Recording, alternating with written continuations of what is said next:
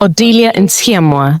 Our next speaker is a woman of deep conviction, global influence, and unwavering purpose. Since 2005, Odelia Ntiamwa has served as an intercessor and evangelist, sharing her faith boldly, even in everyday spaces like public transport. She's a multiple award-winning media leader, a published author, and a dynamic entrepreneur while balancing life as a wife and mother of 3. Professionally, Odelia has trained 64 media houses across the world in revenue generation for the BBC World Service. She's worked with global media brands like Euronews and DWTV and interviewed 8 African presidents and vice presidents, bringing powerful stories to international attention. Beyond media, she's a passionate advocate for women's economic empowerment. As founder of the Oxford African Women Leadership Institute, Odelia connects women in business to funding, markets, and expert support through a growing network of impact. She's also a gender researcher, having led data initiatives with the Swiss Embassy and currently heading a landmark study on inclusive business and gender dynamics for GIZ. Odelia is the convener of high-level conversations, including the Gender Empowerment Series, recently featuring Ghana's Vice President, Professor Nana Jane Opoku-Agyeman. From faith to research, media to women's leadership, Odelia is shaping change across continents. Please join us virtually from wherever you are around the world in welcoming our second guest speaker, Lady Odelia Ntiamwa.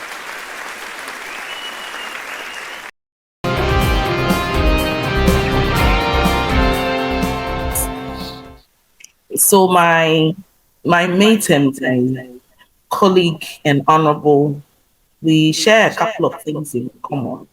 And when he shared who his mother was and the things he had gone through in life, my husband and I were speaking in the background, and we said, Charlie, it doesn't matter where you come from. Everything is hinged on Jesus, and once Jesus in the boat, you should be able to smile at the storm. So my mother also served on Trokosi for her family. And if you know the Trokosi system, it's mainly a family commits a crime, and then there is a black sheep in the family or someone in the family that has to go and pay for the sins of the family. Well, Jesus has done that for all of us. So that is something that the devil also has copied. But so she served in that capacity for a very long time before she was released. And so if you are thinking of the fact that we are offsprings of such people, and you're looking at bloodline issues, then we shouldn't have had the opportunity to even do what we are doing. But by the very special grace of God, we are here today and having achieved different things in different quarters, and we can attribute all of this to the saving knowledge of Jesus Christ. I'd like to share a bit about myself in terms of the Christian perspective and how I've connected all of this to life, and how I think that when it comes to business and it comes to money making, you cannot take God out of it. In 2004, I used to live in Mataiku and with my mom, and one of the things that transformed my life completely was I heard in my windows a pastor preaching in the neighborhood every Sunday, and I decided to join that church. It's a very small church called the Kingdom Vessels International Church. And having joined that church, the principles, the teachings, the prayer forms like the base or the foundation to start everything that I'll go into later in life. So one of the key things I learned from that church was the ability to pray. And my pastor's wife will take us, and she will take us to places. We'll go and pray 15 hours continuous, 10 hours we will pray for a week, just that God lead us, direct us, put us on the right kind of path so that we'll be able to do what we have been able, you have called us to do. And in 2008, I got the opportunity to be in a competition at TV3. And in that competition, it was a very interesting thing. Every week, I'll go for a prayer session before I go for the competition. And it's always one revelation upon the other. And I'm saying this because you are competing in a community or in a world of business or in a world as a career person with people who visit things and who will go to places. And if you haven't stoked your fire, or if you haven't really kept your altar burning, then in the long run you will see that you become a casualty. So I remember very clearly in the competition, one of the days, my prophet would just share with me that I had been taken to an altar, and in that week I was supposed to be taken out of the competition completely and never to win and never to be able to fulfill my assignment. And then direction was given, and the fact that pictures were taken and my picture was also sent to the altar. And at the altar, they were told that all of them, they should give me their 100% attention. And during the competition, I'll be invited to drink water, to eat this and that. And with all of this prophetic word, it served as a guide. Well, in TV3, I set up a prayer session for us to continuously pray within the company.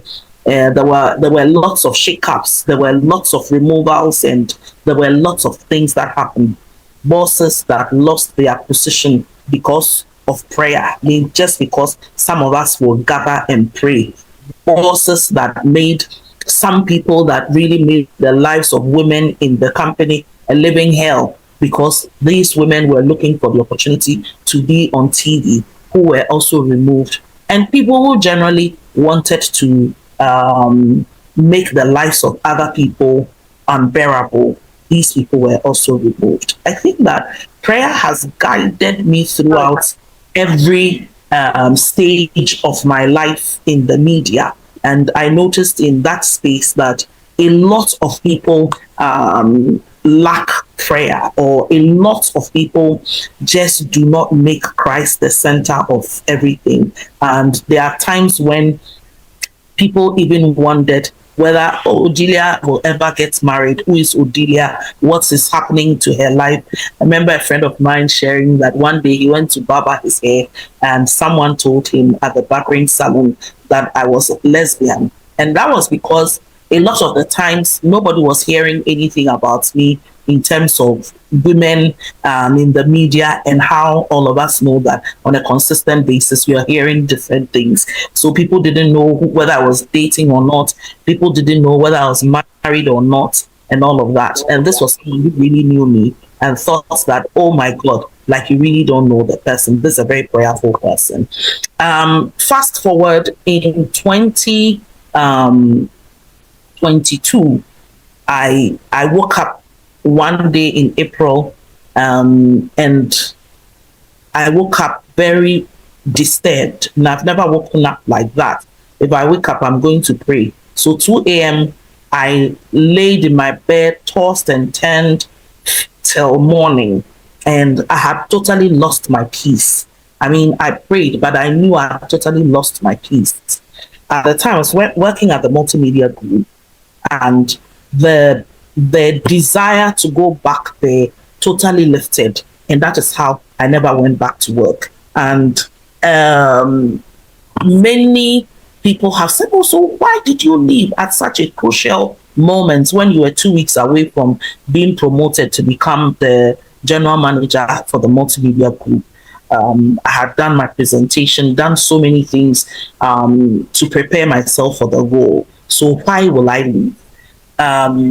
I felt at that time that it is not only about position, and it's also not just about what you feel and whether it's time for promotion or not, but it is about what the king has sent you on assignment for.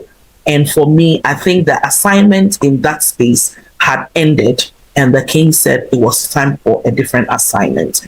So my husband is also into ministry, and at the time he had entered into a 40-day dry fast. And usually you will see that we people who do those kinds of things have to have their spouses really around to support. So it was a beautiful opportunity for me to spend time to pray and to ask for divine direction.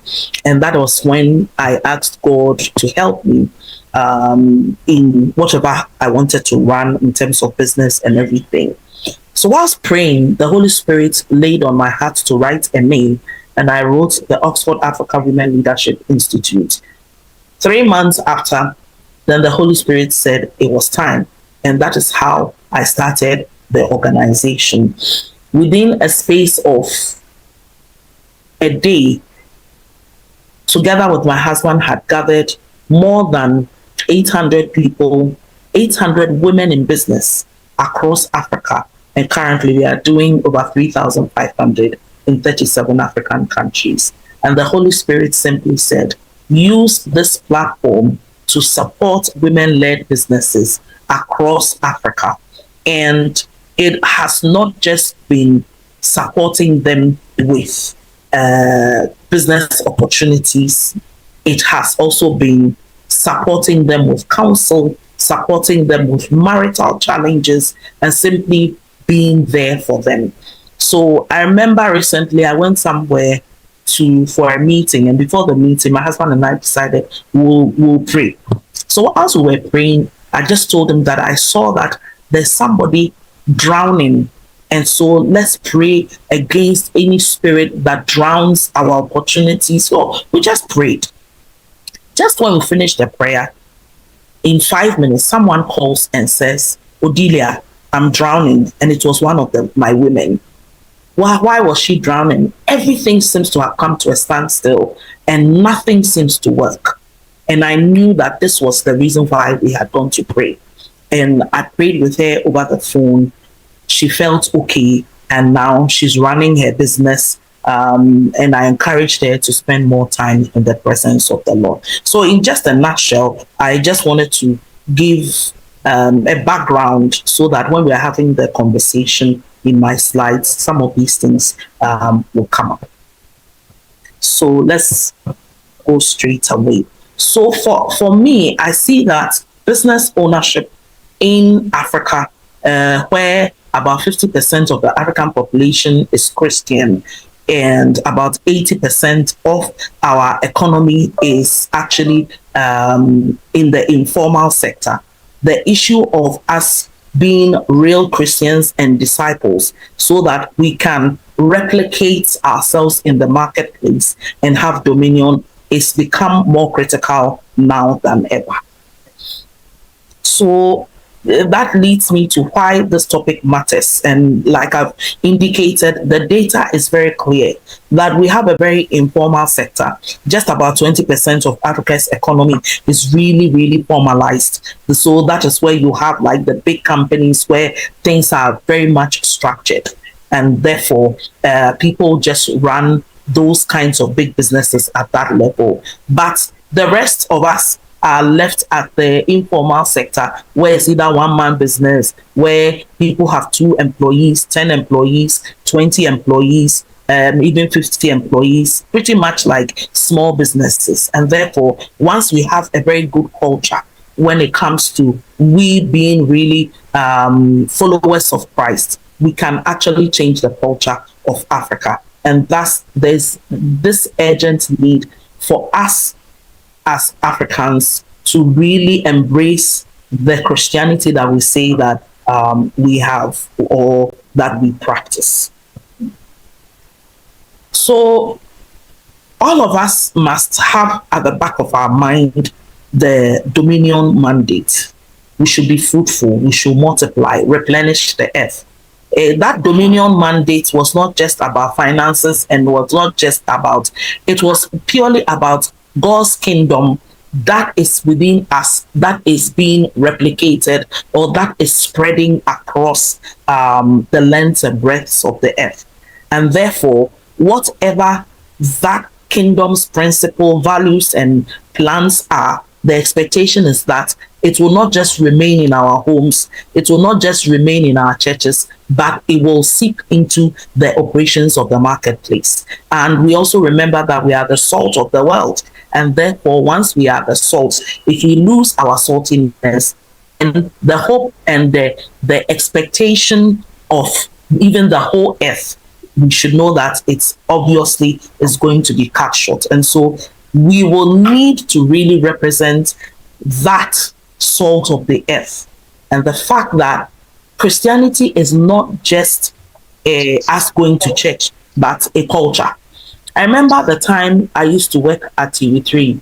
When I enter meetings, if people were speaking vulgar language, it stopped right there because Odelia had come. If people wanted to do anything corrupt, once I entered the room, it has stopped because Odelia has come.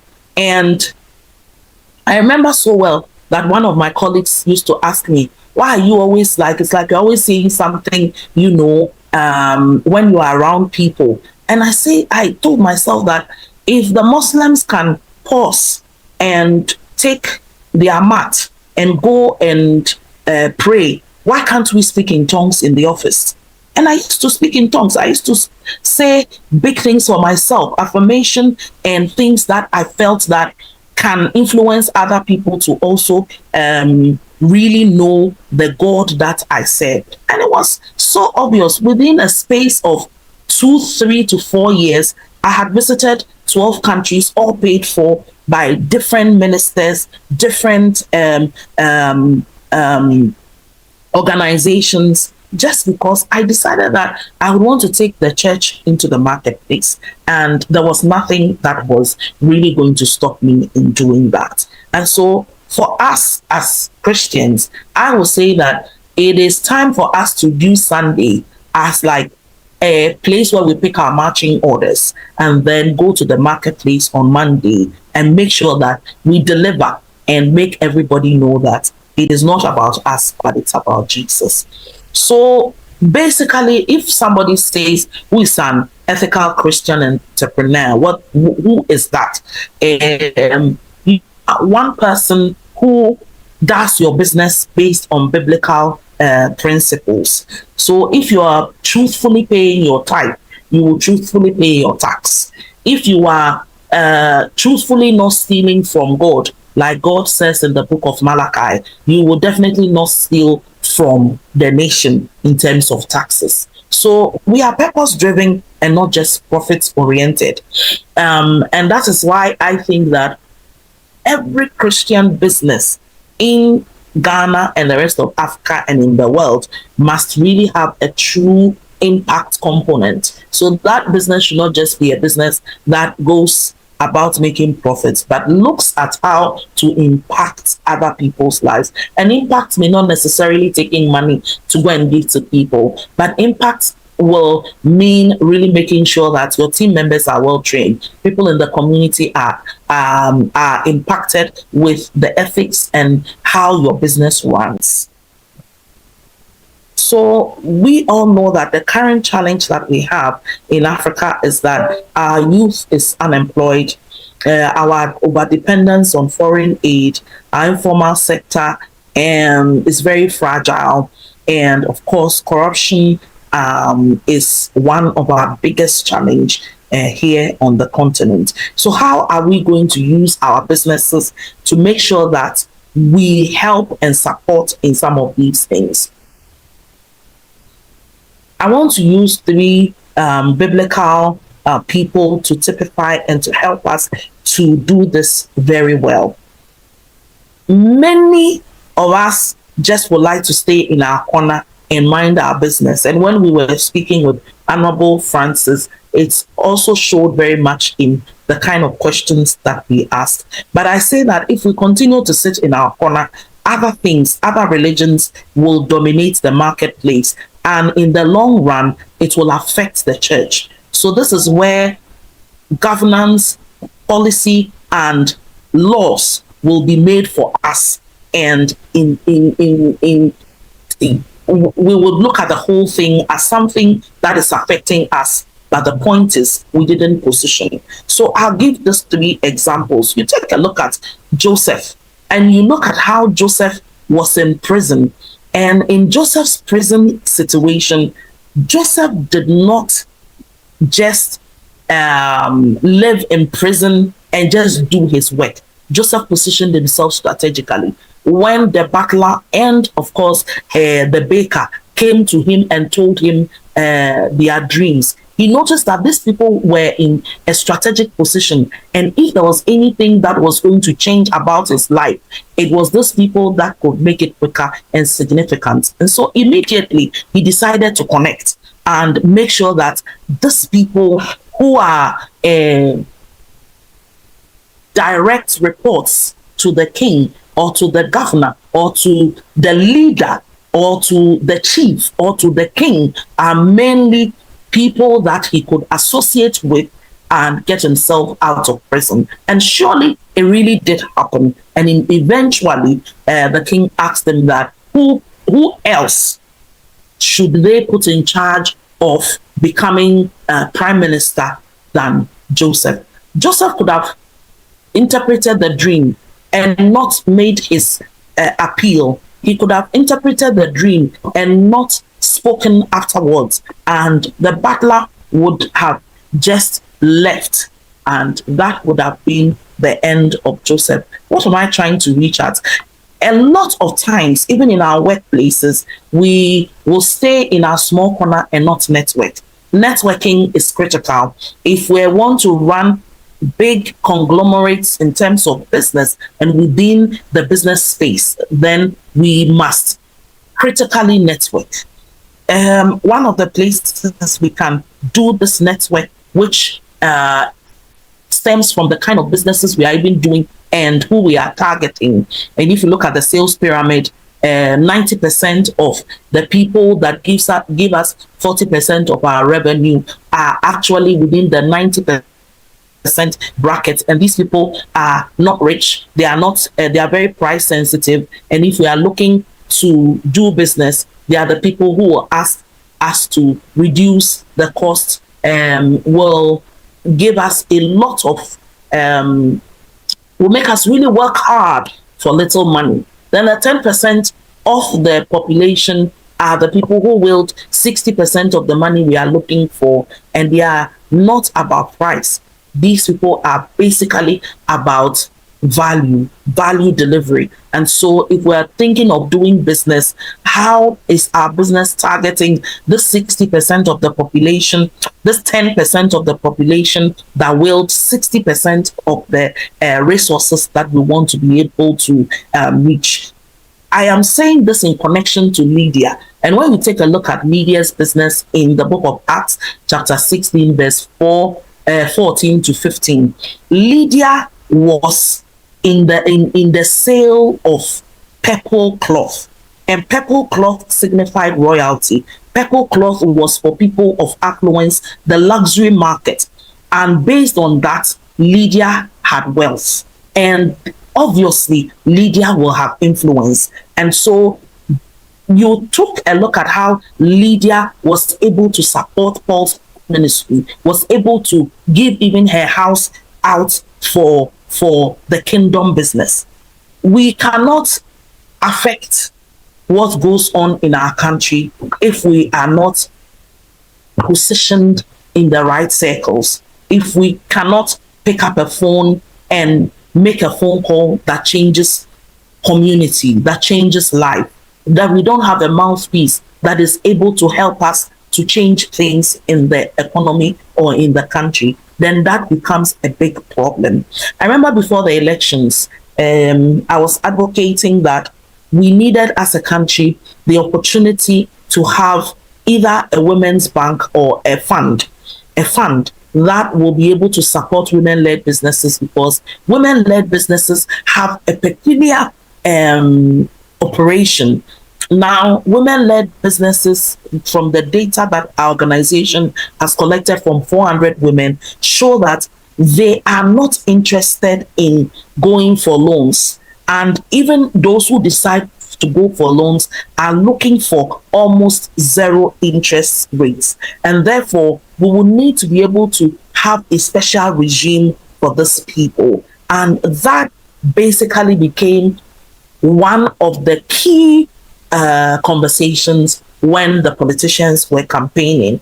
If I didn't have a voice, if my operations in a women in business environment was not really seen, this wouldn't have been part of the big conversation that was had amongst the two big political parties. And obviously, what happens with the woman in Proverbs chapter 31, where she was simply a merchant, she was simply a businesswoman, and you could tell that Bible says that her husband was head off at the gates.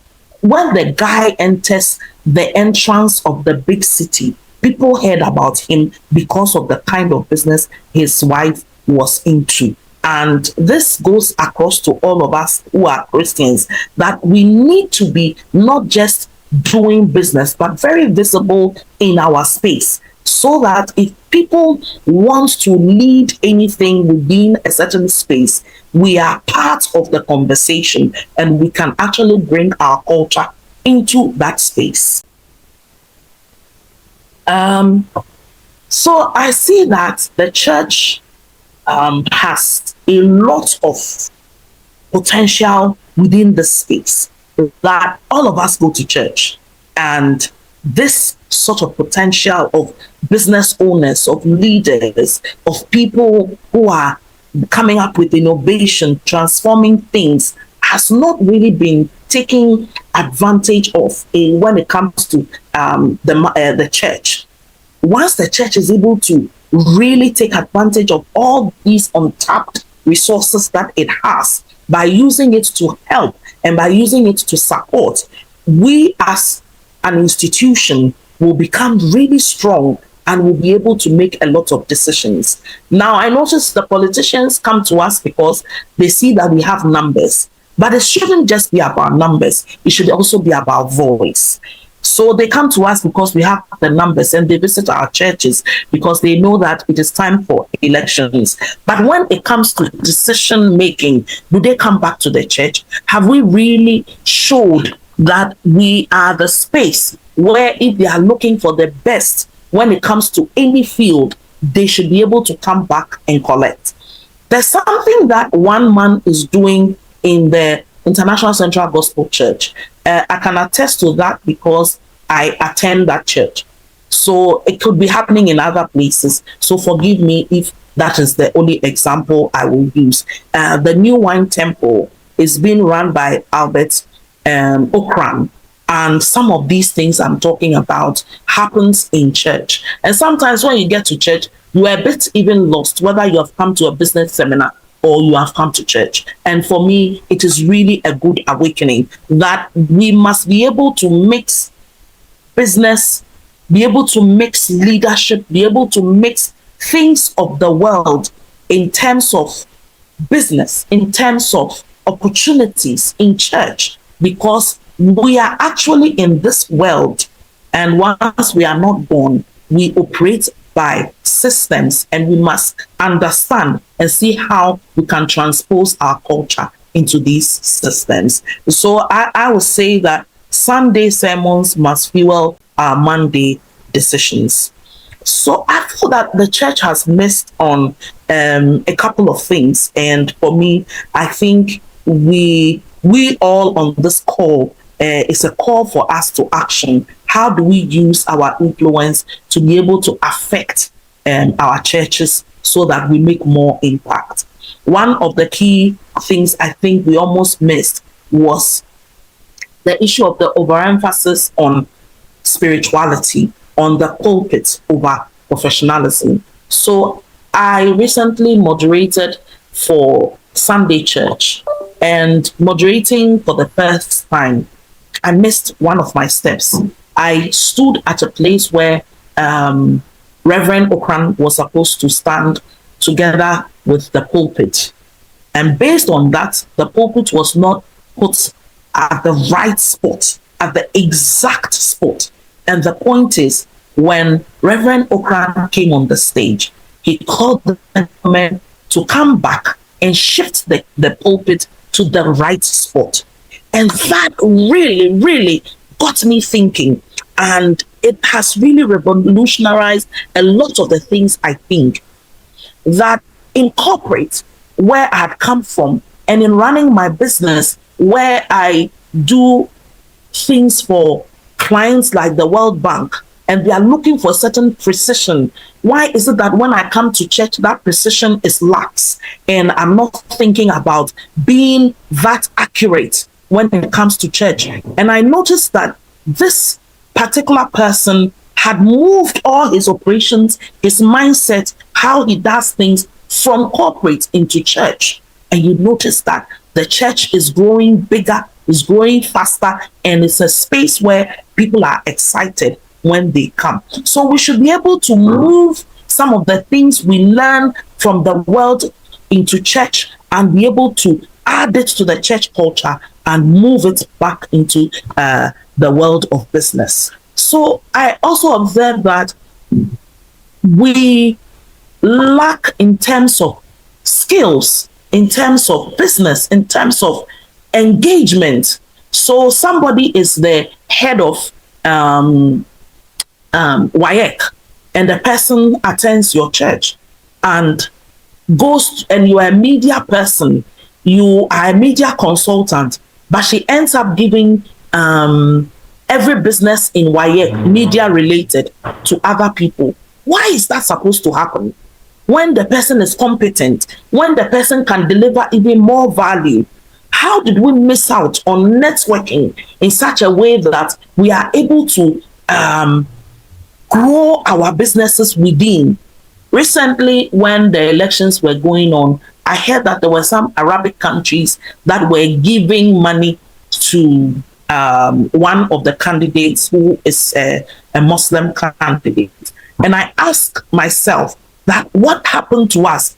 How can even the church sponsor people to be able to go into politics so that we are well represented? So that practical equipping of our people so that we are able to produce and produce well with excellence out there is one of the things that is missing. So if you take a look at the Nehemiah had the vision. He prayed about the vision. He set planning, and then he was simply someone who just executed.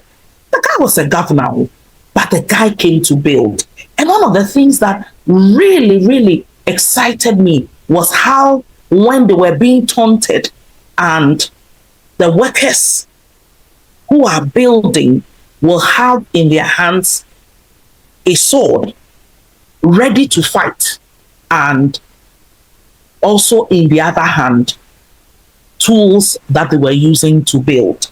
So we should be able to blend it, our spirituality, which is the sword at the marketplace. And for me, once we are able to do that, we'll be able to send a lot of signals to people when we are running businesses. So for all of us, we should think on these lines. How do we become visionary thinkers? How do we do financial position ourselves with a lot of integrity when it comes to the financial space? Your integrity should be in such a way that it can be touched. I remember there are times I've asked people that why is it that this person doesn't want to do business with me? And then I have been told that, oh, dear, people think you're too prim and proper. And that is why in this space here, you will not be introduced into that kind of space. So when you leave the room, what is really being said about you as a business owner, as someone who does business? Then excellence in service. Excellence, excellence, excellence. If you deliver a business, would you be called back? I did in 2009, I started just doing documentaries for the Ministry of Environment. Based on that, the minister, I mean, God bless her soul, I mean, may her soul rest in peace, Sheriaite, just looking at the kind of work I was doing in the ministry for them, in terms of documentary films and really telling the environment stories, decided that there was no single event abroad that they would not take me. Within a short period of time, they had taken me to 6 countries, all expenses paid for. There were even times that she would tell her team, nobody's traveling with me this time. I'm going with Uli Odili. And I'm not employed. I'm not part of their team. Why will I be taking excellence, excellence, excellence? The work has to be done in a passionate, excellent way. How do we create value in the space that we are in? Value creation is so important. And finally, generosity and kingdom mindset. A lot of us are saving. It's good to save.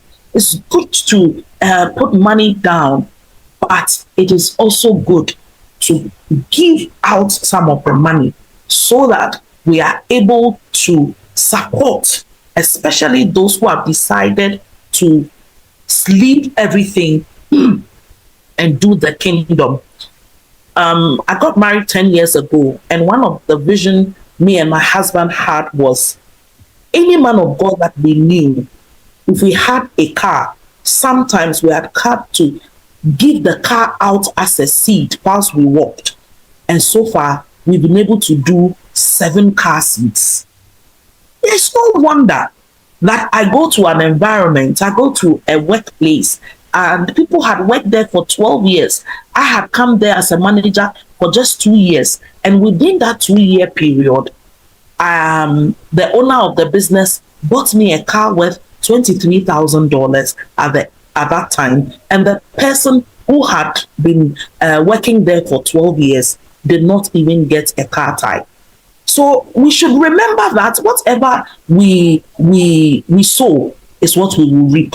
So once we are running the business, how do we even set aside a certain portion of the money that we use to the profits to be able to support the kingdom? I would like to say that other people are doing it. Other people are supporting each other when it comes to other religions. How do we support ourselves so that even on this call, what do you do? How can I support you? How do we network so that we create those kinds of communities so that in the long run, I'm running a business, you're also running a business. Maybe your raw material is my final product. How do you give me your raw material so that, and how do you give me the products that you don't use out of your raw material so that I can use to make my life better?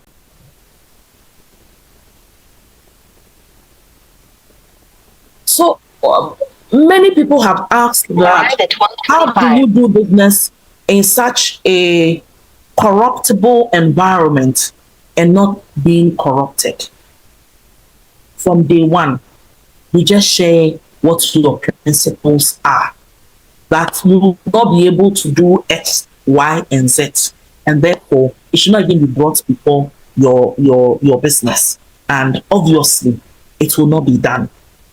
Once people know that this business cannot be corrupted, this business you can't go there asking for bribe. They will do things for you without asking. And one of the ways I will say, and I think somebody said in the previous conversation, is when you have your altar consistently and continuously burning. When people see you, obviously, there's a certain aura and a certain presence around you that they cannot penetrate. They seem not to be able to penetrate, and they know that this is a no-go area. It's helped me a lot in keeping away from compromise. There was one day when I went to do a documentary for a minister, and at that time he was MP as well. So he took me to the documentary where he wanted us to do the documentary in his constituency without me knowing his agenda. But his agenda was very clear. He had a pure agenda that this was a nice girl he had seen that he wanted to go and have fun. I didn't know. So I get to the place, and the guy I went with, my cameraman, he got lost. Everybody around me just got lost, and it was just me and Honorable. Then Honorable comes to share what he had in terms of his plans. And I was like, wow, Honorable, I'm not like that. So I'm sorry, I can't really help with this particular thing that you are asking me to do. Honorable was very shocked. For 3 days, I lived in his house. And when I enter my room that he gave me, remember the old system of doors, there's this plank that is put at the back of the door. And every day I'll put the plank there. And when he comes to knock my door, and you see that the place is barricaded. At that time, I had 2 admissions, 1 to do my master's and 2 to go to law school. So the temptation to go for compromise was there. But the point is, what is the end results? What will be the end results? And every time you are very close to your blessing, there are many fakes that are brought around you that you need to be able to really open your eyes and to gauge the season that you are in. I just picked the phone and called my pastor and shared the scenario or the scene with him.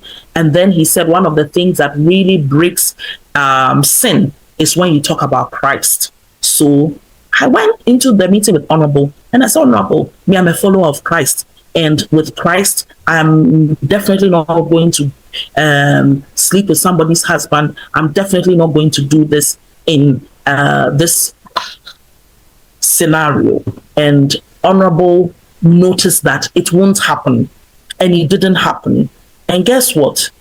Usually when you go to do documentaries, they're supposed to pay you for the days that you will stay. Your allowances. He didn't pay the allowances. He didn't give me any money for the work that I had come to do. But I really didn't care. Just when I came back, my brother told me that, oh, I hear you have 2 admissions. I'm willing to pay the school fees in full for one of them. I thanked him. And looking at the 2, I decided to choose one and go with it. So compromise it looks very appealing. It looks like you are in a situation where you will really need that money. But the point is, if you are not going to compromise in the long run, you will even get bigger and better opportunities and you keep your head up really high. And I've met the same Honorable under different circumstances after that situation where he has said, oh, Delia, we're a hard girl. Delia, you're a hard girl. And we laughed over it. We shook hands. And I went my way. Yes, so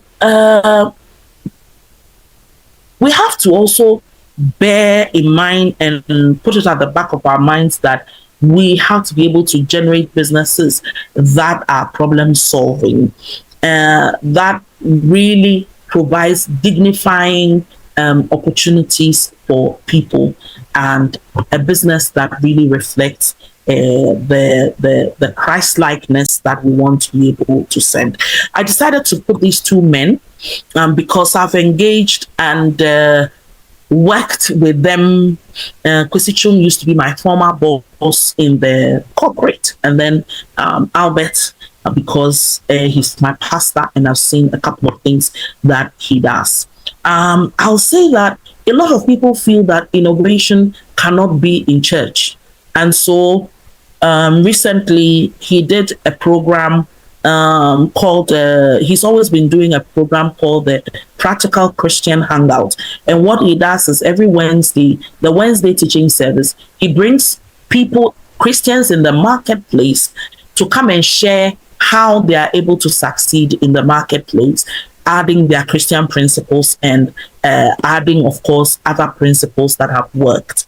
And one of the days when he was inviting Uncle Ebo White to come and share on marriage, he decided that because Uncle Ebo White is in the art space, he will bring maths and he will bring um, this light that in the past we used to call it bobo. He'll bring that kind of light and do the setting really like by the fireside. And it was such a riveting and engaging moment. And I said that this is bringing really what happens in corporate and what happens in where we say it's not really church into the church and making it really sound and look very nice. It was so powerful. It was so powerfully done that it's a scene that cannot leave my mind. And there are several things that they do within the church that is really keeping church members and people within the space. Then Kwesichum, who is the owner of the multimedia group, also does some fantastic things within the space. So there's a monthly church service. Every last Friday of the month is a monthly church service, and it would be done in the company, either virtually or in person. And then, of course, I think in every quarter also, there is a church service that is done for all the church, for all the workers in a big church physically. And that is where we go to thank God for the business, thank God for our own lives, amongst other things. And it's so worked. It's so worked. And even the Joy, or JOY, which is one of his companies, is Jesus something something.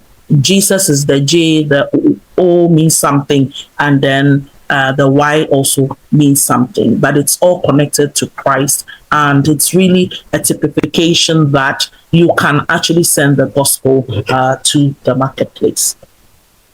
So I have lamented a lot, but I am going to share a few practical things I think we should be doing as businesses, and of course the church. We should teach.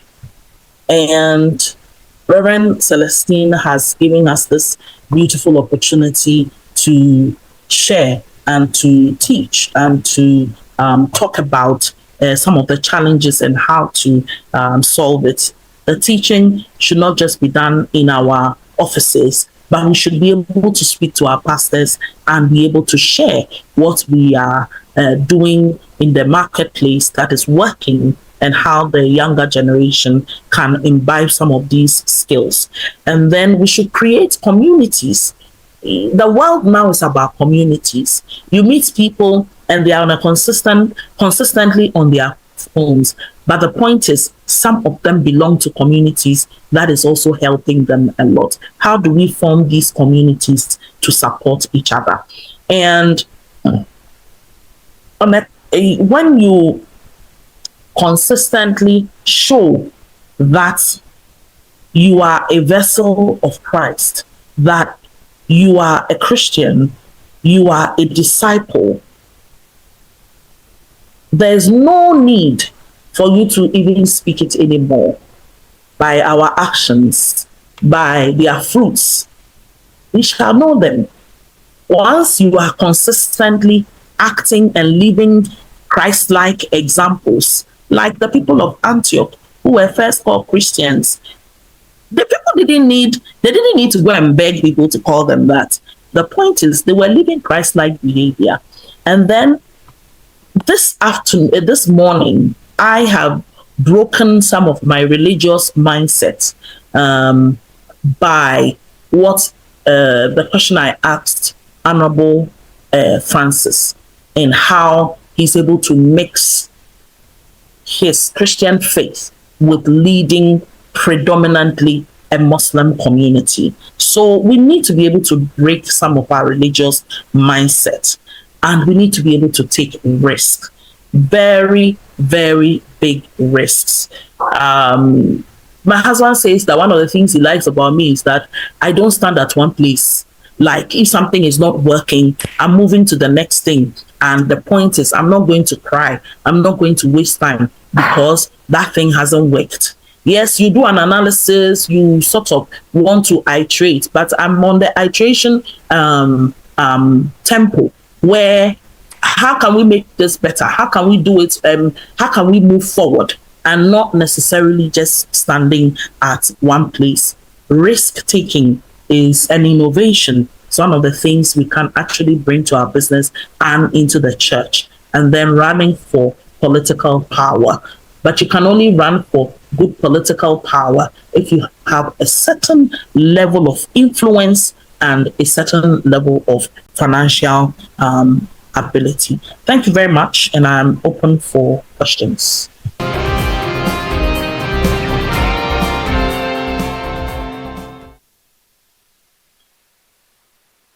What an insightful section.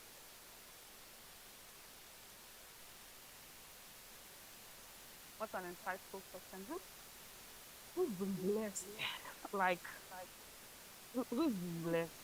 Let me see your emojis in the chat section.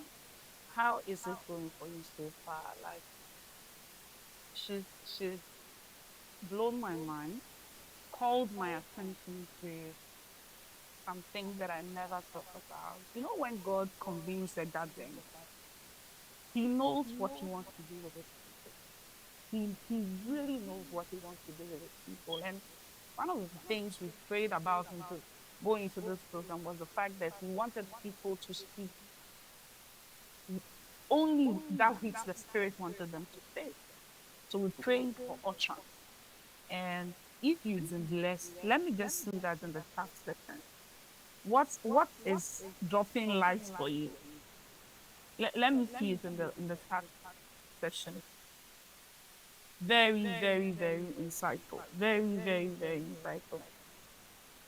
A few things that she mentioned that I'd like to reiterate again. While you get your questions ready, she's on standby for us. She'll answer all of the questions that you have in your mind as it relates to business, the kingdom way.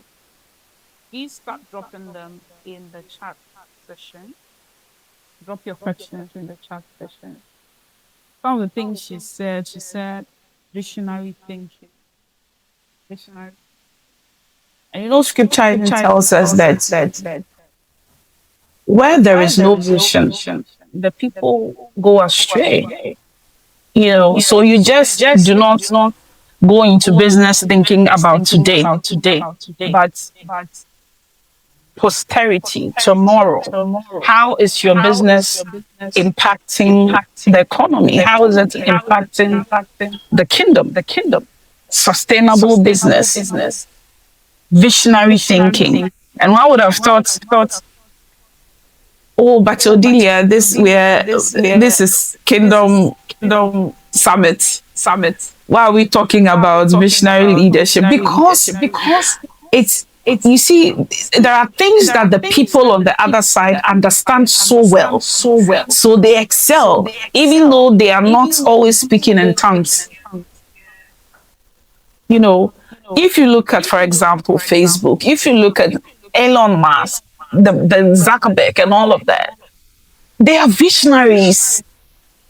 And we can't keep, again, blasting in the most sophisticated of tones and not give it conversion. And one of the ways we give it conversion is to think like a visionary.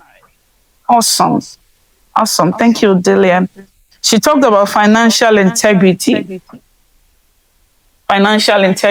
And we all know that in business, it's not just fiscal cash that is currency. It's not just that. Integrity. For example, Dangote can send you to, let's say, Japan Motors, to say, go to Japan Motors and tell them that Dangote said they should give you one of the vehicles. You didn't go there with cash, but you went to get the vehicle based off somebody's integrity. You get, so it's beyond fiscal cash. And in business, the kingdom way, currency does not just mean cash, but your integrity is also currency you can deploy. We see Jesus tell the disciples to go get a donkey. And then he says, when somebody asks you, Why are you taking it? Tell them the master has need of it. The master has need of it. That's currency. They didn't go there with money, but they went there with the integrity, the abilities, the capacities, what is demonstrated to them. You know, so we've got to demonstrate financial integrity, excellence in service. Like, this one is not even we don't even have to talk about it. Sometimes we are praying, asking God for customers, and by the time the customers get to the shop, we are either still praying, and we'll tell them to wait, let me finish praying before I come and serve you. Some will tell you, I haven't opened my shop yet until it is 10:30. Meanwhile, the board in front of you says 9:30, but you got into the shop late, and so you decided that the time you're supposed to open the shop, that's when you use that time to pray.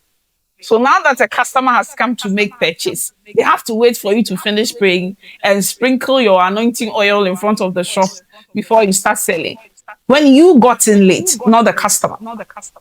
So, and then we say we want money, and we keep praying and not taking action. So I encourage that we are having some mindset shifts happening. As we go back, we will do better. This is the whole idea of this summit. We are building capacity. We are being empowered to go and do better. Because sometimes you're praying for breakthroughs, but the answers are really some of these things that we need. So I don't want us to take some of these things they are sharing for granted, because these are utterance birthed from the Spirit. Okay, we carefully selected the speakers for this program. We could have selected anybody, but prayers went into this. And these are the people God would have us listen to, draw from. And what's the point? Scripture says that if you look in the scripture like a mirror and you go back to your old ways, please continue. Amen. So let's go back and do better. That's the whole idea. That's what God told Joshua. He said, if you will observe to do. So it's not just meditate in the scripture or listen to what I've said. This book of the law shall not depart from you. Yes, it shall not depart. We can make all of the confessions, but we must observe to do. And that is how we will make our way prosperous. And then she talked about value creation. Obviously, I mean, business is all about value creation. So maybe we should examine amongst ourselves to see, is my business creating value? Or somebody will say in our local balance, what on yare? You know, because that product is cheaper and it's from China, the profit margin is a lot. But you know that as kids take those drinks in school, you're just selling out, dishing out for free diseases that their parents would have to go and live with. But because you need your money, and yet we will go back to church on Sunday and pray, and then on Monday come and sell that drink to the kids in the kids' school, when we know that it's either sugar and you know what I mean, seller. I'll end it here.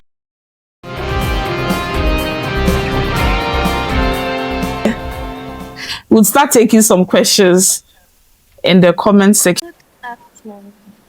Good afternoon, Lady Matilda. And my question is, I've been facing this challenge where most of my friends at times they disrespect me, and I'm the type that is very humble, too humble. I was brought up to respect people, so I like serving my friends, which is not right. So they disrespect me a lot. And at times I ask God, why do people disrespect me? So I want to know, what can I do?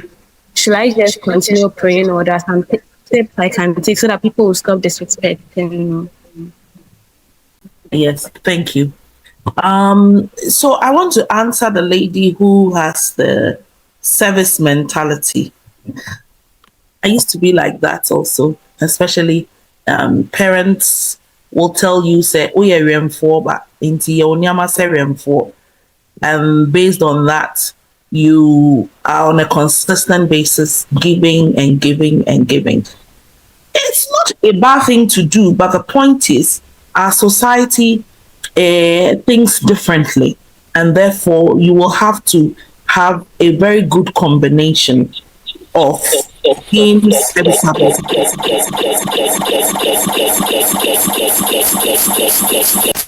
Hello, can you hear me? Yes, of being serviceable and also not doing things for your mates. My little daughter, who is 9 years, has the same challenges in school. And every time she comes back from school, I take information from her on what happened for the day. And she'll say, oh, and I carry this person's bag for them. And I say, no way, let them carry their own bags. People will have to be responsible for their own things, especially people within your friends level. They are your colleagues, they are your classmates. They will need to do things for themselves. Then people who are above, so your service should be for your pastor, for your husband, and people who are above. Those who are within your colleague scope, actually you do things in teams and together with them. So once you are doing things as a team, you are working with each other. They are giving, you are giving. But if the giving becomes tilted on one side, then it becomes a false balance. And you know that our manual, which is the Bible, says a false balance is an abomination. So you need to be able to know who to serve and how to really give service. If you remember, Jesus washed the feet of those people, of his disciples, showing them the issue of service within ministry. So as they are going, they should not be thinking about their pockets. They should not be thinking. That's why he even sent them out and they didn't carry anything and they went to give service. So what I'd like to encourage you is, please be very careful that you don't mix giving service in, for example, ministry, where you go and visit your new converts, where you will follow up, where when people have a challenge, you support them. You don't mix that with servanthood, because what you are speaking about is moving into a realm of servanthood, and that will not bring the respect that you so desire. Treat your colleagues as teams. Are they coming together to work with you as a team? If they are, then that is okay. So you are holding a bit, they are holding a bit. But if they have left everything for you, so you go to class, there is a roster, but you have decided to sweep all the time, it's not a good sign of leadership. It is not a good sign of leadership at all. Leadership is about delegation. So you, for example, if you become a leader and you don't stop, you will wear yourself out. You will break down. You need to be able to share the work so that everybody is holding a bit. And you can do that in a very nice way. It doesn't have to be antagonistic. It doesn't have to be insulting. You can politely tell your colleagues who are sending you on errands that, I'm sorry, I have some work to do, and therefore I would like you to get that for yourself. Then you are working. A lot of times there's too much time on our hands, and that's why we get into some of these things. So if your friends come and you have picked a book and you are reading, if your friends come and you are engaged and you are busy doing something, I am sure they will not send you on errands. Thank you. All right. Thank you very much, Lady Odelia. First of all, I want to congratulate you on your 10th anniversary. I I chanced on one of your discussions in 2016 on gender equality, and since then it inspired me a lot. Except that most of your conversations centered on women, and I feel like some of we the men we are left behind, unattended to. But you are doing so well, and I admire you a lot. I have a series of questions, and I don't know how the is going to allow me to ask all of those. But let me start the questions this way. I paid a statement when we were in your presentation. You said at a point your peers couldn't decipher your relationship status. That means they couldn't even tell if they wanted to whether or not you were in a relationship. That sounds like some parts of your life were kept private. We all believe and attest to the fact that social media at then wasn't as predominant as opposed to what is happening today. But I want to find out, was it a conscious effort to keep that part of your life private, or it was because you didn't want to leverage on the wings of social media to make yourself known on that pedestal? Thank you. So my decision has not changed when it comes to keeping certain parts of my life private. And when you take a look at Jesus, you remember his brothers came to him and told him that he should go and show himself. And Jesus didn't do that. There are certain things you need to keep as a secret so that those things mature in silence. And when it becomes great, it will definitely be seen by the rest of the world. For example, I have 3 children. They are all girls. I don't show them on social media. As a Christian, I feel that there are certain warfares that we battle, and therefore we don't need to keep like young soldiers and vulnerable children to make them a casualty.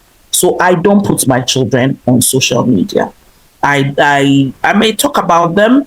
Even I don't talk about the achievements on social media. It's a personal decision.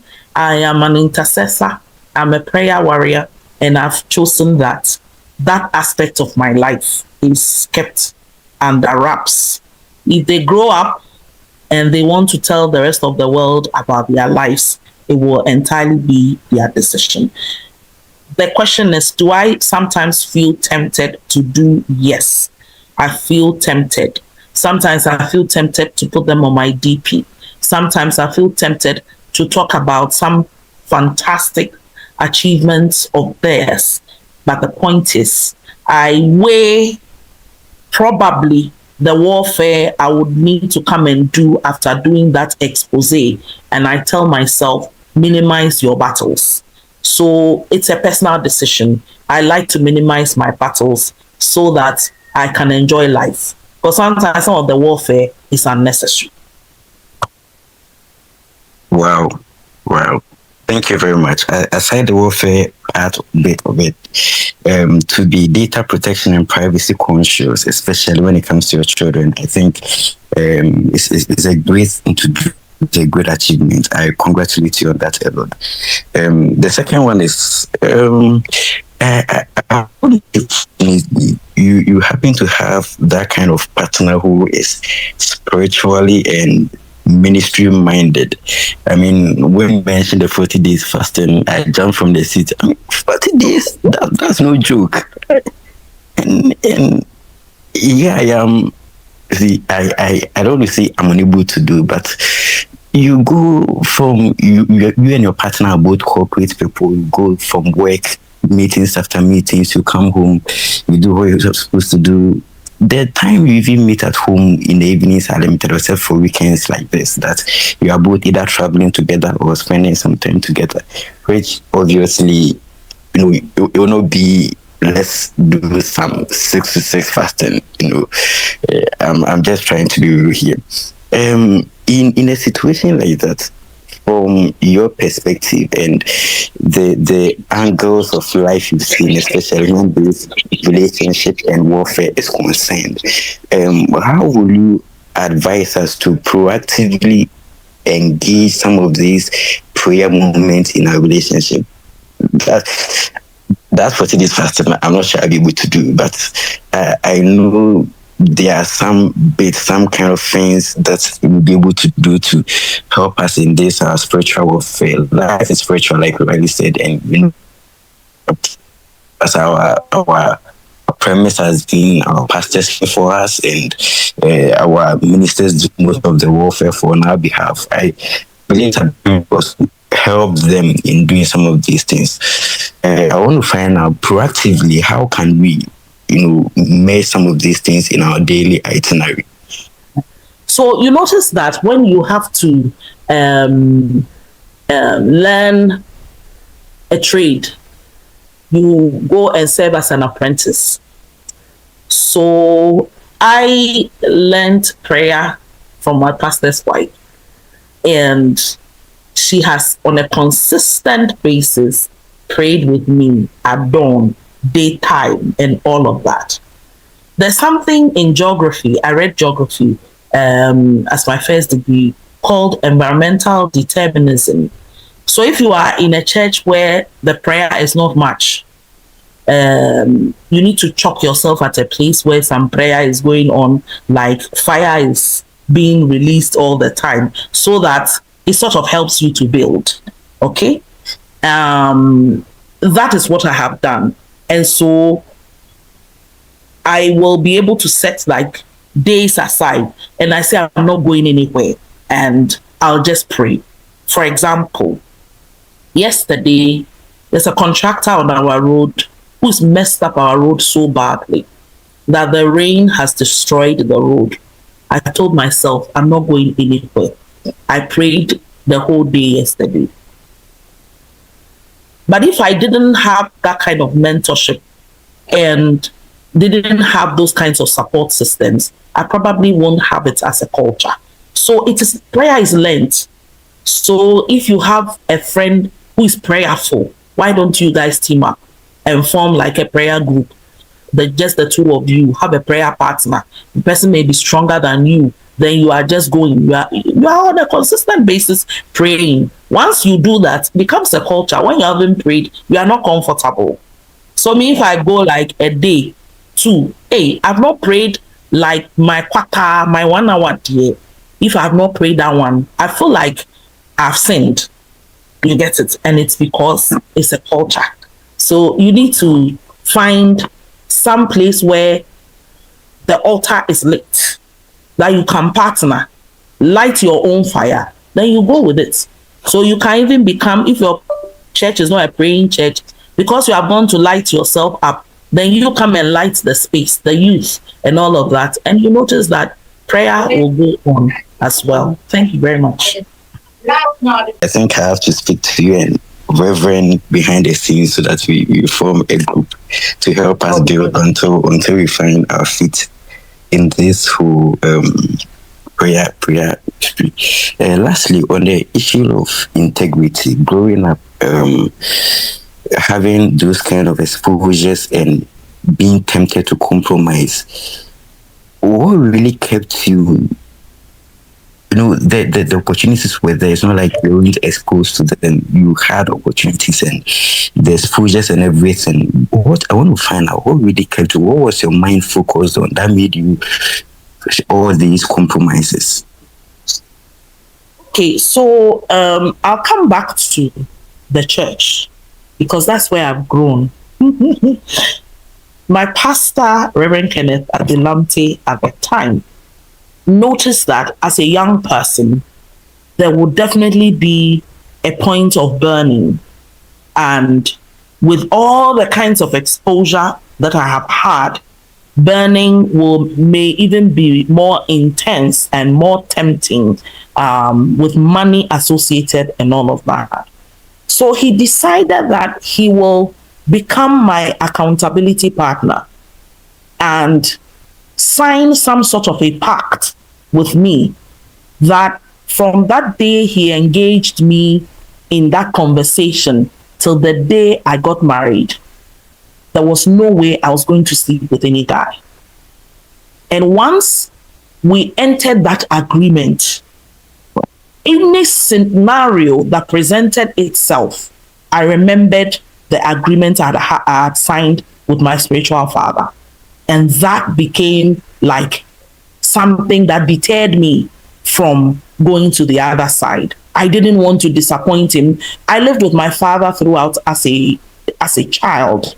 And so for me, father figures are very important. And I've never wanted to disappoint my father.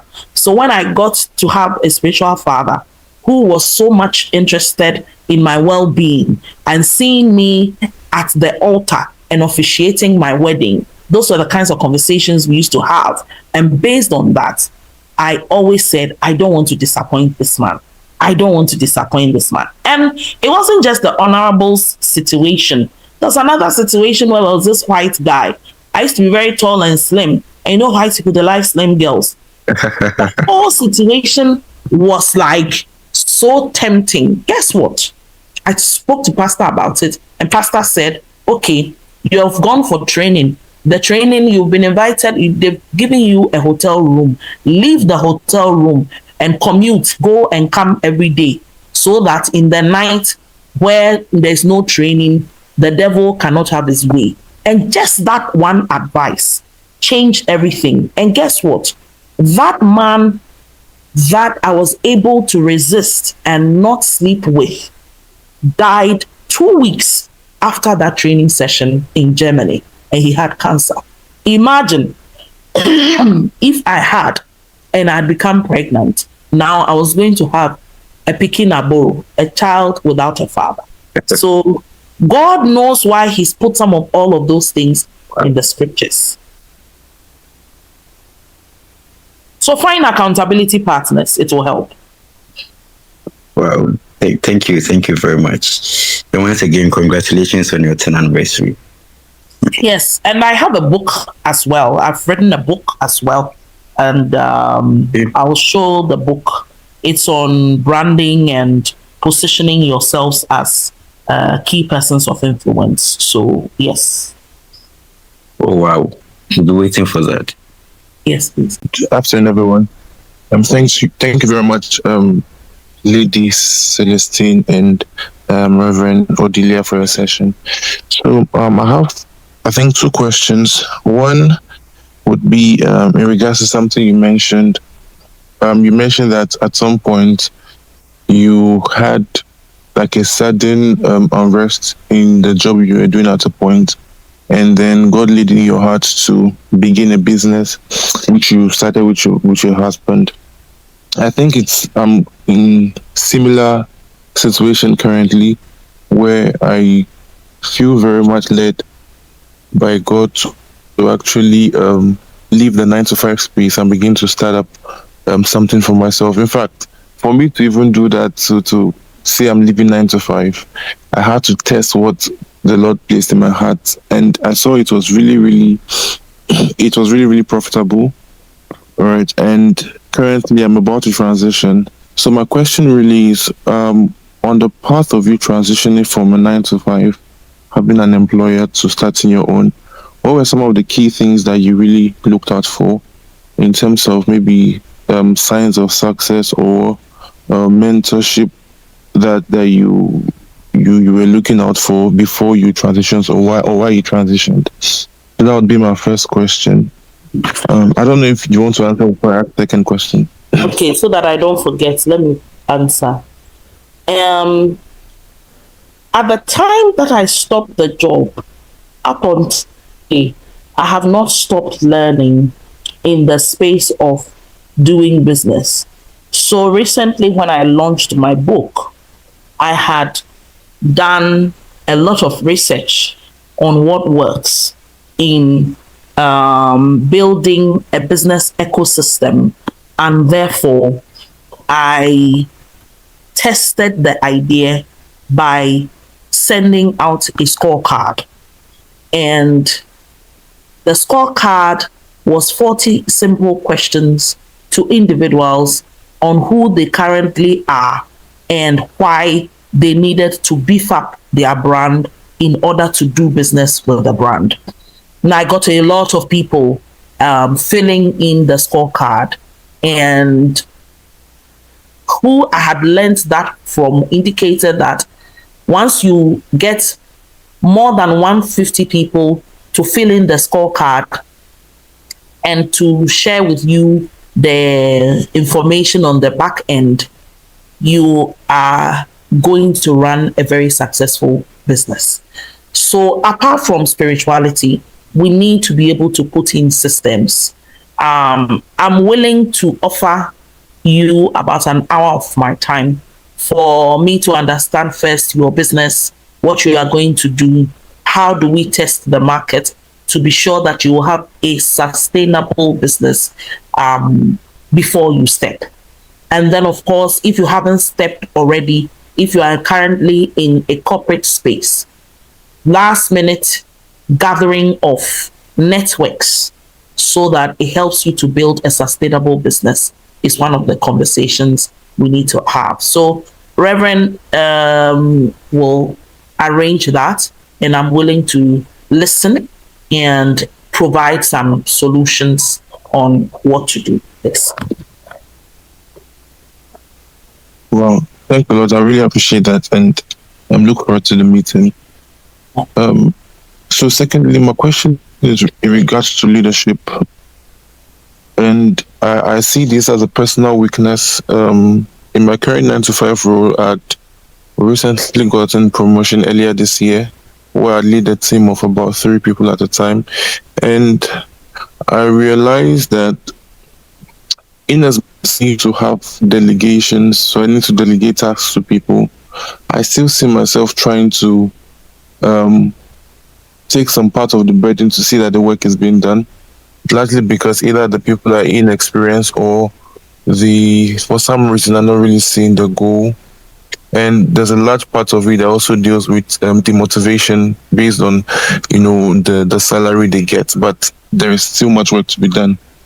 And I realized at some point I begin to get burnt out because I'm delegating work with people and I'm forced to micromanage. And for me, unfortunately, I don't like to mix emotions with when I try to get work done. So, but people are not that way. They feel like if they don't feel good about what they're doing, their 100% would not be put into work. And for me, I will put my 100% whether or not I feel good about it. So when it comes to leading a team that there's demotivation and there is they don't run with the vision as much. How would you? What would be your advice to me in regards to being a better leader in scenarios like this? Okay, I'll give you my example, then you will learn from it. In 2019, I was promoted to be head of business for the whole multimedia group. And 7 people, there were 14 that were supposed to work with me. 7 of them resigned because they were not too sure what kind of leader I was going to be. I wasn't even a full-time worker in the business, so they couldn't tell whether I was going to, what was I going to be as a leader. They don't really know me much, so they decided to resign. Then the 7 that were left, it was only 1 that was very experienced, and the rest were not. What I chose to do was to do different things at different times. That became like the yardstick that was copied by the whole company. I put in a simple Microsoft program that helped me to monitor everybody's work. And we defined what is work done. Once we defined it, if you didn't go through that full cycle of what we have defined as work done, you definitely have not completed your work for the day, and it was going to be affecting your appraisal and all of that. And when I did that, online stories, which were done by just one or two people doubled, like we got 100% online increment in online stories, because that was like the difficult part of the work, which no one wanted to do. Everybody just wanted to just come and cut a soundbite for radio, cut a soundbite, a clip for TV. They just dump it there and run away. But the real work was online, and it was part of our definition of what work done is. Then I put in a reward system, even though I didn't have a fantastic salary. I put in a reward system so that these people, whoever did what they were supposed to do, got some level of reward. Rewards, not big rewards, like birthdays. I will buy birthday cakes. Like, give financial rewards, like, hey, Charlie, whoever is able to do all their stories this week, Charlie, they'll get 100 Ghana cedis from me. And it was a youthful team, so they were all excited. They would get their work done and all of that. And then I got involved as well. But everybody knew what they were supposed to do. So amongst your team of 3, you need to share the work, and you need to define what work done is. And once they meet it, you need to find a small reward system. Then what I also did was I got my CEO to give me a lot of books on leadership, which I read and started implementing some of them. So, for example, I took the team off the campus or off the workplace to a hotel. And it was based on my networks. We didn't pay 1 cedi for that, for those hotel rooms that we did. We traveled to. It was free. Food was free. Everything was free for the team members. All we had to do for the hotel was to do a 10 minutes documentary on our stay, and the hotel was happy for that. Then we had conversations, and they weren't just like ordinary conversations. They were conversations that hinged on very personal and emotional things that made people cry. Getting to know who their parents are, getting to know why they act the way they act, so that I can have empathy, so that their team members can have empathy. That was one of the ways I was one of the most successful leaders at Joy Business.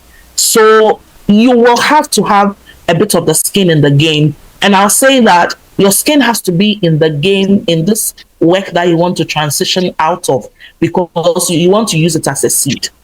So even if you have to give a bit of your salary so that you'll be able to take your team members out to have lunch and have a conversation, please do it. I used to do that, my own money, and I'll take them out, not the company money, and we'll go and have a conversation, have fun, laugh, and ask them, what can we do to make the department better? So it became ownership for all of us, not the world. So Kwame is out. Okay. So the question to you, madam, is how can one manage my temperament in terms of networking? And then considering the fact that I need to be as friendly and open to be able to network with like-minded people with varying temperaments.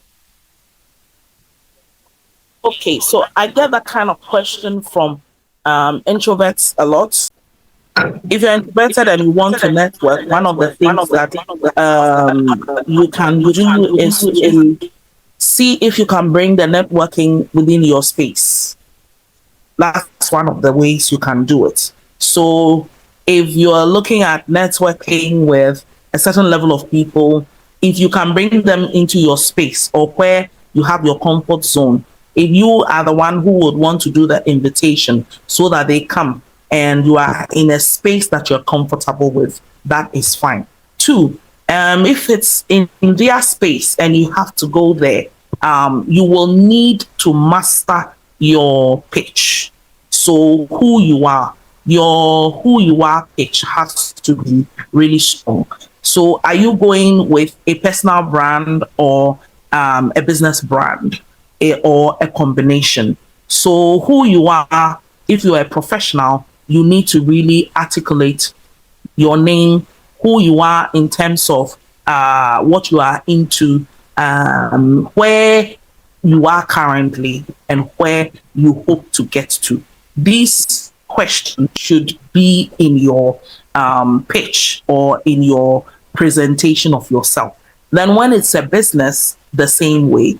Who the business is, or the business name, your name, as in your personal name, what business you are into, some of the achievements of the business, very critical, and where you hope to take the business in terms of future plans. Go into your pitch. Once you have a strong pitch and you sort of release this as something that you want to share about yourself, that should be able to help you. If you are meeting people that are higher than you in that networking, you need to be able to have a bit of information. Let's say recently we did some networking with the owner of Jospon Group, that is Mr. Xiao, and he's way definitely a big brand than currently what my brand is. Myself and my husband went into that meeting because we work together, and my husband had written an article for the man. Immediately, he just took the article out, showed it to him, because the man is having some challenges with Zoom Lion and government contracts. And he just showed it to the man. And immediately, the thing caught the man's attention. And he sat down and had a conversation with us for about 10 to 15 minutes. And that is like a priceless time that you have with one of the richest people in this country. So if that networking is going to happen in the space where you meet prominent people who are bigger than you need to find out what is their pain point. That's not the time to go and talk about yourself.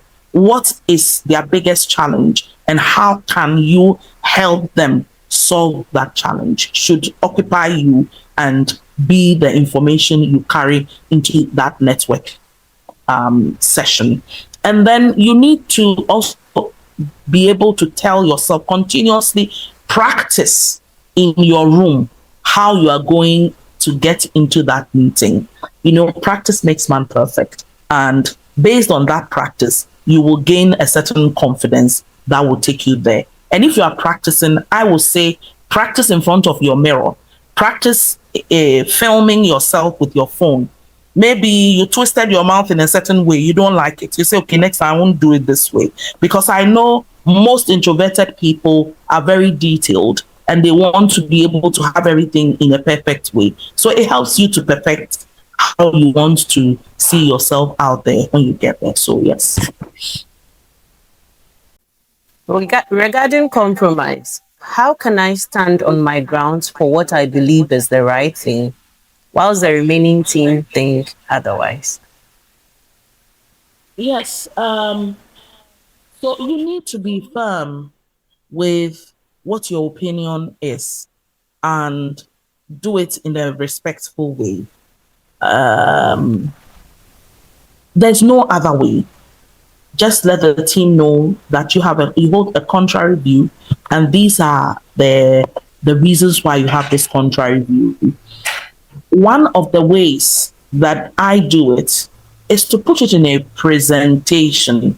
Once it's a presentation, everybody is seeing that you are taking the matter very serious and you have decided to put it in a PowerPoint presentation. I remember some time back, there was a lady who I met, and she was sharing how her parents, she's moved into entrepreneurship. The parents have paid so much money, I think, in one school, and they were expecting that she would do a regular 8 to 5 job and make money and all of that. And she was struggling with convincing parents. And I told her that do a projection, the current state of your business and where you hope to see the business and the efforts you have made so far. And I will not be surprised that by the time you are done, your parents would want to make an investment. She did. And true to my words, her parents did invest. So doing a presentation sounds academic and too serious, But the point is, you want to make a statement. And how do you make a statement? Either than putting it down, articulating it well, and letting everybody know that this truly is the way and not the other way. It really works for even when you see there's a vacancy in your organization. Don't wait for everybody to come to you and say, oh, will you like to take the position? Go forward, go first. I did. When I saw vacancy when I was working at multimedia, my boss had died. I immediately put together a PowerPoint presentation. At the time, my mentor was the HR manager for the BBC. I shared it with her.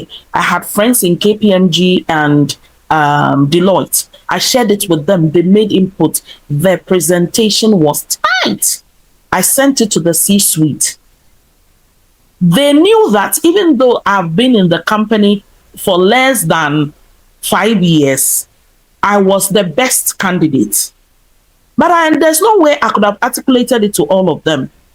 But just to put it down, write it down, make the vision clear, put it down and share with the team. So yeah, I know you're happy, but this is what I'm thinking. And you put it there and present it. They'll follow. If it's a good idea and it merits the space, they would really follow. Have you ever felt like quitting? Or everything looks like coming to an end, even though God gave you clear direction? And what was your stand in such state? Oh yeah, this year I almost quit running my NGO, which I got in the space of prayer. I almost said enough. So sometimes God will give you something to do, and even the people that God has sent you to, they will work against you. Remember Moses. Moses had been sent to the people of Israel. Moses had made a mistake and killed someone. The next day, when he was going to separate two fighting Israelis, the whole thing became a big deal. And the people said, hey, you think we didn't see what happened yesterday? And Moses had to run away, but he came back. Yeah, so there are times that I really feel like, did God even call me to do this at all? Did God really say that I should do this, or this was just like a fiction of my imagination? Fortunately, I have a very helpful partner. So when I have those things, he will put me back in line and we are going. So working in teams or finding people who support you and picking you up again is very good.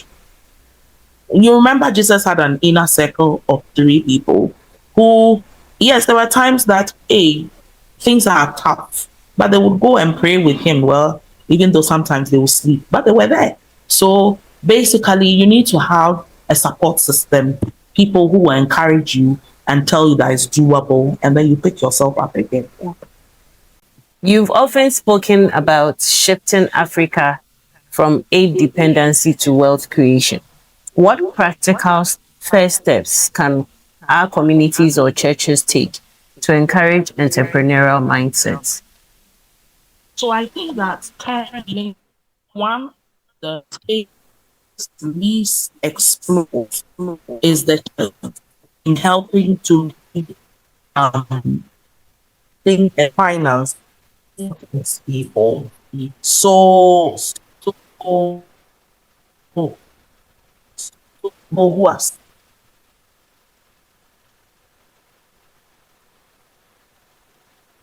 said go into is go to the churches to be able to pay so that you can train their members in entrepreneurship. So I see that the church is the biggest untapped space when it comes to raising financing. It's just that you need to do it well so that integrity is intact. So if you go to your pastor and tell him that I need a startup capital, and your pastor is able to find a rich member of the church to give you money, you say you pay back, you have to pay back so that this money can go around. I can tell you that if we decide to look inward to raise funding, it would really help us a lot. For example, there's an organization called Star Ghana. And when I'm working as a news anchor in TV3, They were one of the biggest sponsors for our program that I used to anchor called Mission. And all their funding is locally sourced. Star Ghana's funding is locally sourced. So the belief that we always want to look outward is not a very great thing. For example, you notice that our city has stabilized quite well, and it's mainly because of our food reserves. And it was just a small tweaking of how we operationalize that has made reserves go up, and therefore the need to chase the dollar has reduced drastically. So if we put ourselves to it internally, we can actually generate money from within. My NGO has done a huge spending. I initially put in money together with my husband to say that, to make a statement, to put it out there. And when we did, we have gotten a lot of funding from other organizations to do different things. So sometimes you have to have a skin in the game to be able to position the thing as a brand, and then it begin to work for you by itself. But I sure think that the church is also one space that can raise money for the youth or any other person that wants to go into business. Abigail Bonzi is asking, how do we balance vision or an idea to achieve expansion and global impact, leveraging who we are and what we have in Christ? I want to answer. Well, it's about how do we use our influence or leverage what who we are in order to build a big brand that goes global. Yes, that's One of correct. the things that, one of the things I've observed that people in the world are doing very I'm well, asking if you're ready. doing so much publicity for themselves. And a lot of us Christians, we just look on. I will say, oh, I want to sit in my corner. I don't want to be popular. But so the book I have written currently is not talking about how to make you popular overnight. It's talking about how to be an influential person within the space that you are in. So let's say Reverend Celestine is beginning to project ethical business globally, and ethical business that stands on Christian principles. Basically, when it comes to that space, if she's able to position and push it very well globally, Reverend Celestine will begin to receive invitations because she's been able to position that brand so well that people want to speak when there are big influences in Africa and the rest of the world when it comes to corruption and how to deal with it, how to build ethical business. Because she's positioned her individual brand as that, all of us here, tomorrow, if there's such an opportunity, all of us will say, oh, reach out to Reverend Celestine because she's doing some amazing work in Ghana when it comes to doing ethical business. So the conversation is about picking a niche or a particular field, staying there and positioning your brand to tell the rest of the world that this is what I stand for. So if you're on LinkedIn and you're an HR person, you want to be able to position your brand every day, probably giving some tips, giving scenarios of things that happened in the office and how you solved it as an HR person. May not necessarily have to mention anybody's name, but you are gradually positioning so that it gets to a point where people will begin to follow you and ask of you through other people, and then you get business. I've gotten 2 businesses recently, one from the US and one from the German government, because I have positioned as a gender development brand. So I support women-led businesses. And then I also positioned as a media consultant. And that one is what brings me a lot of business to run my NGO. So, how have you positioned yourself? Who knows you for what you do? And do they think you are the best? When they say 10 top HR people in Ghana, will you be mentioned? That is where your fixation should be. So it's not like you are posting your nice hair that you have done, but you're posting about HR. You're talking about the space. You're talking about new development, and you become an expert, and you will become a global brand, because when people want to enter Africa, you'll be a gateway. Finally, I'd like to go this book, which is my latest book on media relations, is a guide for CEOs, for politicians, and for PRs. And it's basically a book that I wrote to be able to share with the rest of the world why it needs to position as personal brands. And whilst positioning yourself as a personal brand in a particular area, it becomes a good platform for you to share your price as well. So once I'm able to gather entrepreneurs and to share why they must build a personal brand, they are able to share with me what really bothers them personally. And in the long run, I'm able to also pray with them. What I'll say is building a personal brand is too critical in this brand involved generation where everybody needs to be known for something. And if you are going to be known first, you must be known as a person who's pushing a Christ agenda. And you must be known as someone who is also pushing a certain professional or a business agenda. These are the things that I leave you with. If you're looking for a copy of my book, you can always let Celestine know. She will let me know. Reverend Celestino, she'll let me know as well. If you're looking for mentorship from me when it comes to positioning your personal brand, you can also let me know. And then, especially if you are also looking for me to support you to keep it together for the young women, I'm willing to do that as well. God bless you, and thank you so much.